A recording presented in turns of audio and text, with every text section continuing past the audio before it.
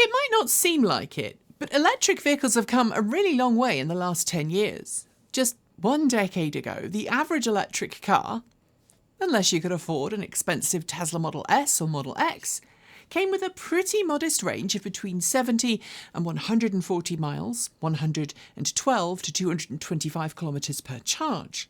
It may or may not have had fast charging as standard, and if you were really lucky, it might have also have come with some form of telematics, so you could remotely precondition the vehicle and check to see how much remaining charge it had. Fast forward 10 years, and it's not unusual to see electric cars, like so many other modern vehicles, offer everything from semi-autonomous driver assistance, which reduces the stress and strain of making a long-distance trip, to fully customizable dashboards and infotainment systems, wireless mirroring of your smartphone, and phone is a key, so you don't even need to bring physical car keys with you. And in addition to cabin preconditioning that allows you to get the cabin to a comfortable temperature prior to departure, regardless of the outside weather conditions, many EVs today feature battery preconditioning that warms up the battery pack when you're on the way to a fast charging station in order to maximise your charge rate and minimise your time off the road. But there's one more feature that's becoming increasingly common in new EVs: a vehicle to load. And today I'm going to remind everyone what it is, explore how it's different from vehicle to grid, and explain why your next EV absolutely should have it.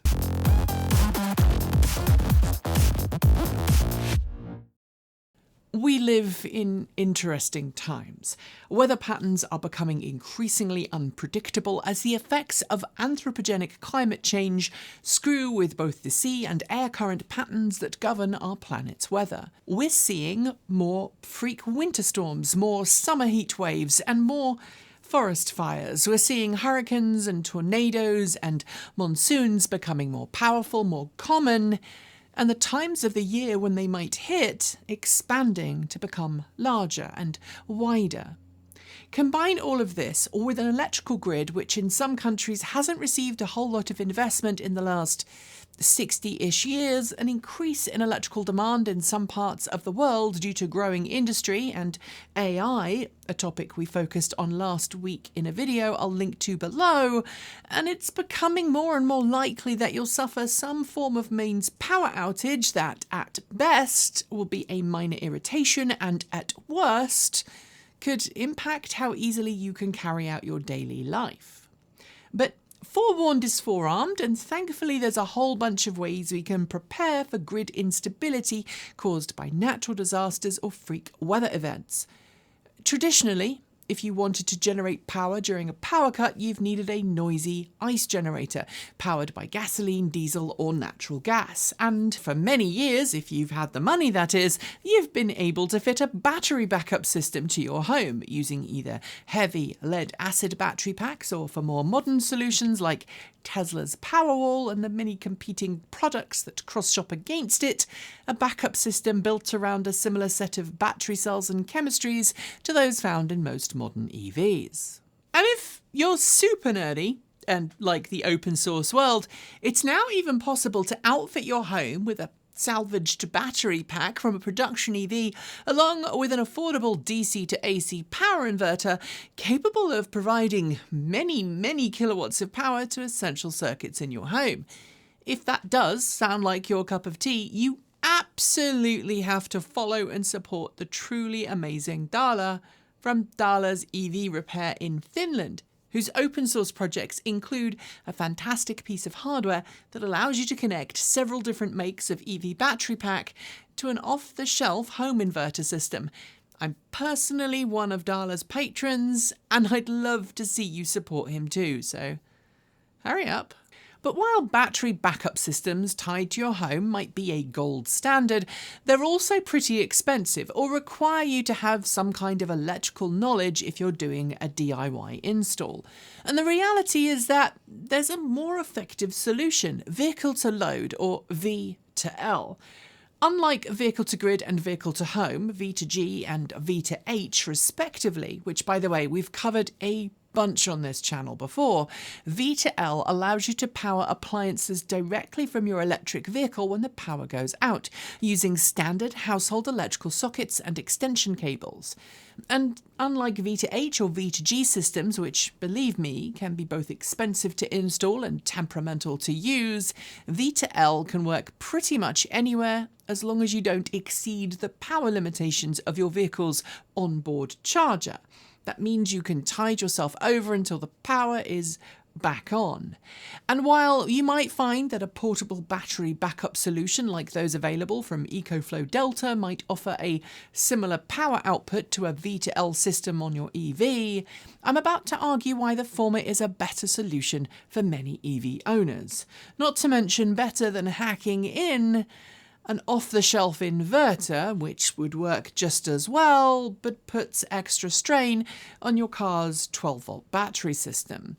I'm going to explain how they work, what to look for in a V2L system, and explain why it's worth that extra money on your new car sticker price. First, though, let's look at the frequently voiced concern that V2L, just like V2H and V2G, will somehow damage your car's battery pack. It's based on the long-standing fear that EV battery packs aren't particularly robust or long-lived, and that using them occasionally to provide backup power to your home will result in many, many more charge-discharge cycles that will ultimately cause your EV's battery pack to suffer premature aging and lie on its back dead.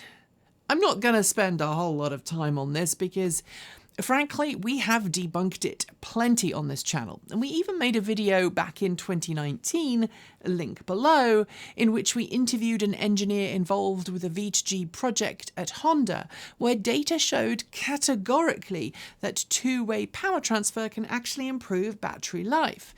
But the easiest way to counter this claim is to remind you here that the amount of power being taken from an EV's battery pack when it's operating in V2L is several orders of magnitude or more smaller than the maximum power drain asked from the battery pack under high acceleration, and likely more than 10 times less the amount of power being drawn from the battery pack under the constant power demands of cruising on the highway.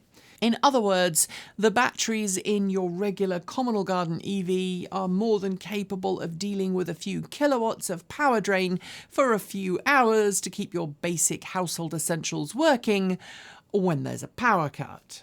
That out of the way, let's look at what V2L is. V2L uses a built-in inverter circuit on an EV to allow you to pull mains voltage electricity from your car in the event of an emergency. Some EVs require your car to be on while power is being exported, while others allow you to power down the vehicle while keeping the mains inverter active. Sometimes that power is accessible using a built-in outlet somewhere on your vehicle that's appropriate for the country you live in. Sometimes, though, it's via a special adapter that plugs into your vehicle's charging socket. And sometimes it's both. How much power you can export using V2L depends on your particular vehicle.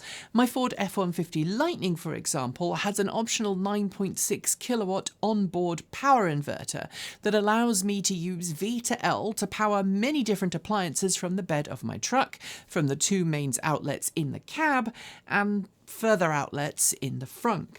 The Tesla Cybertruck can provide up to 11.5 kilowatts for similar capabilities, and pretty much every other electric pickup truck in production, including the Hummer EV, Silverado EV, and Rivian R1T, all offer some kind of onboard V2L functionality.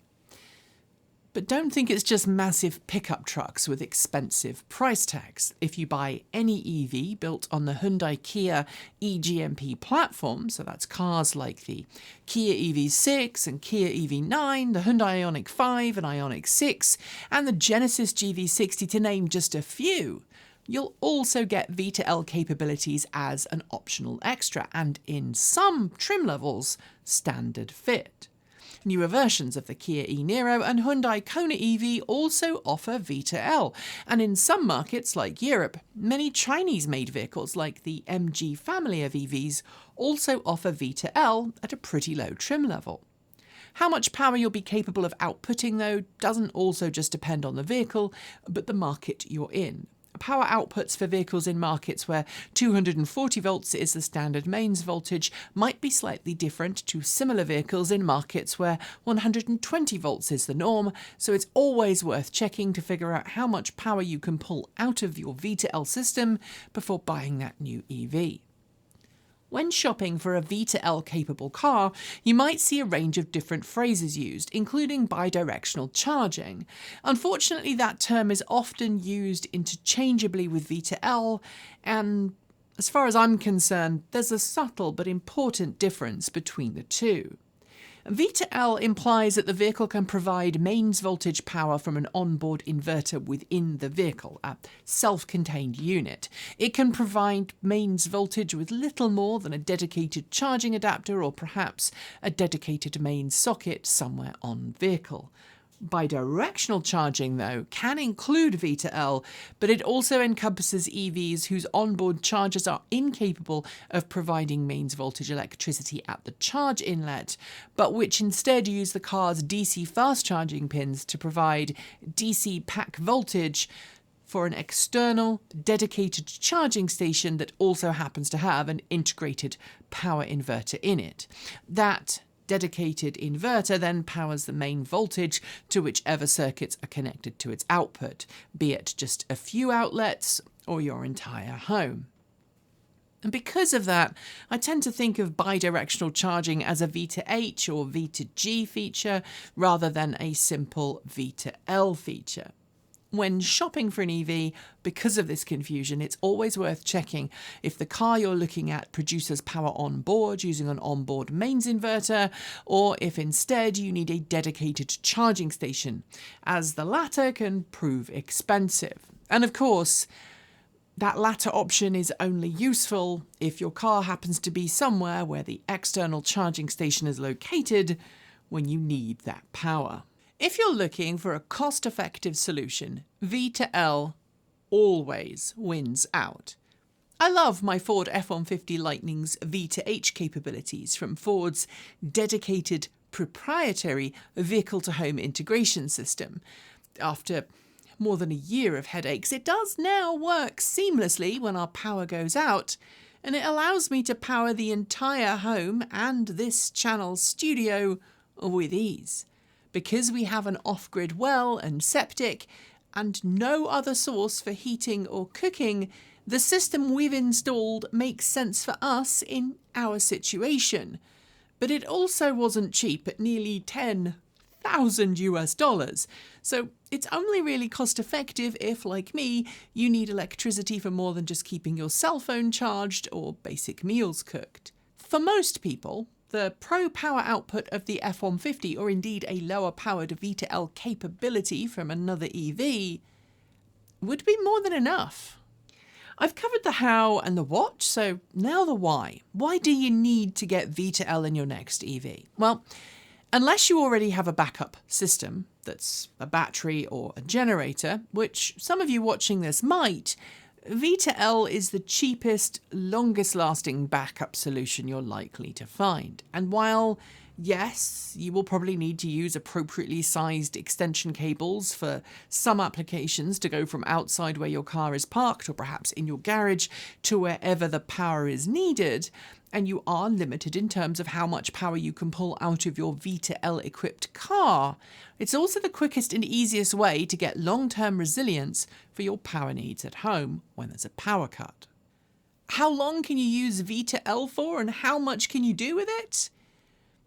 I could answer an entire video on this, but given that the lovely Alec from Technology Connections did a really amazing series of videos on both his main and secondary channels, I'm just going to go and link to his video in the down below, and you should totally go and watch that.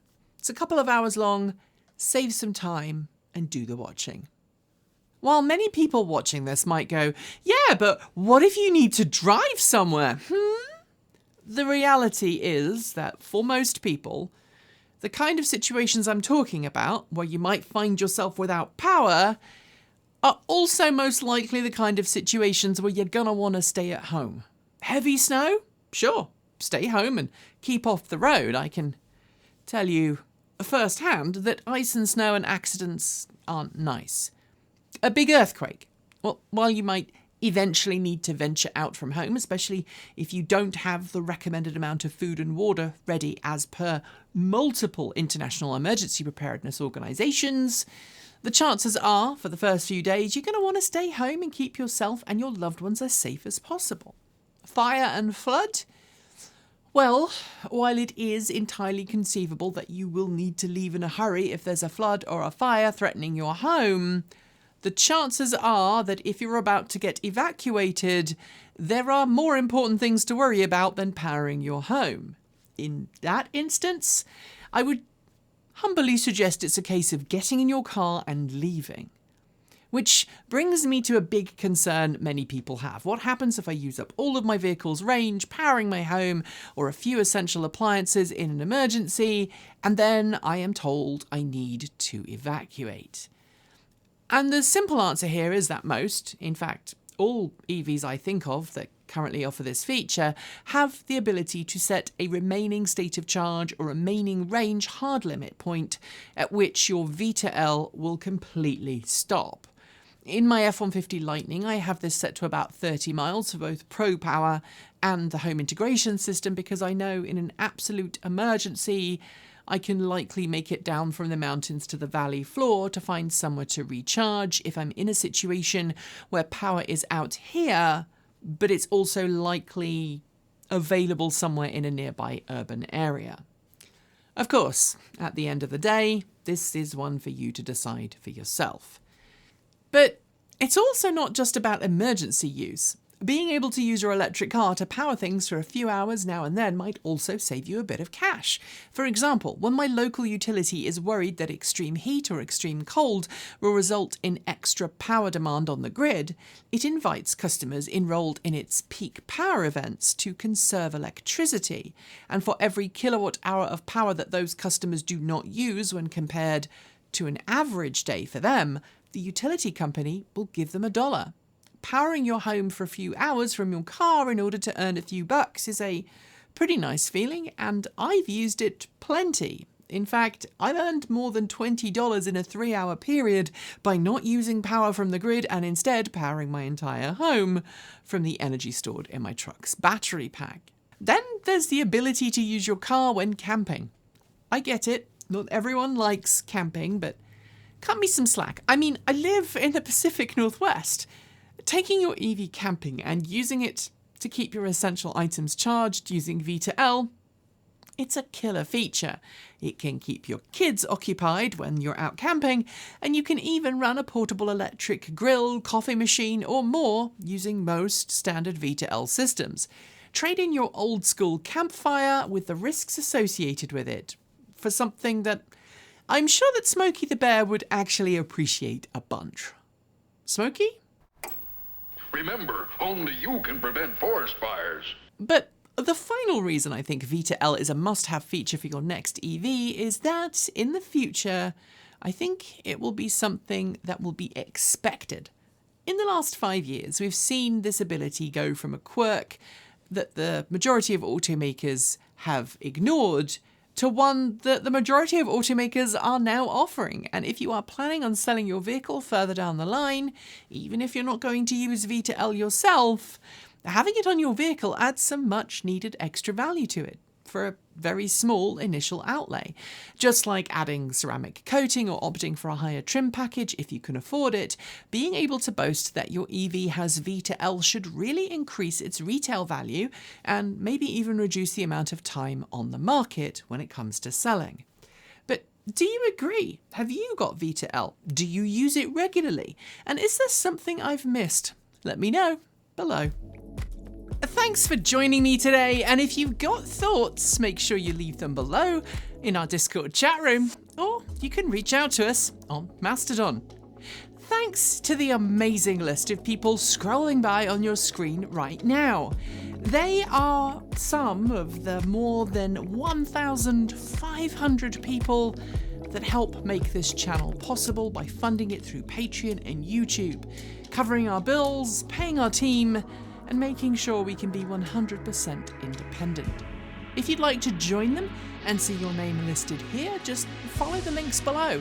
There are a range of different tiers you can sign up for, from as little as $1 a month, or if you pay yearly, $10.08 a year. A massive welcome to our newest supporters, Ralph Koenig, Mr. Eldritch, Dwayne Adiger, and Corey Singletray. To join our list and get your shout out, become a paid Patreon member for your week of fame. If you'd like to support us with a one-off donation, you'll also find links below to make Ko-fi and Bitcoin donations, and we even have an old-fashioned PO box you can reach us at. The address is listed below. And of course, if you're in need of some swag, you'll find our swag store link in the down below as well. This month, we are celebrating Wrangling EV FUD with a fantastic t-shirt design by our in-house artist and animator, Erin. Get yours today by heading to our Redbubble store. We've got some great content coming up, so make sure you'll subscribe on PeerTube or YouTube, and we'll see you soon. We make new videos every Monday, Wednesday, Friday, Saturday, and Sunday. If you want more, the mighty algorithm thinks you'll like this video, but we also think that this one is well worth a look. See you soon, and as always, keep evolving.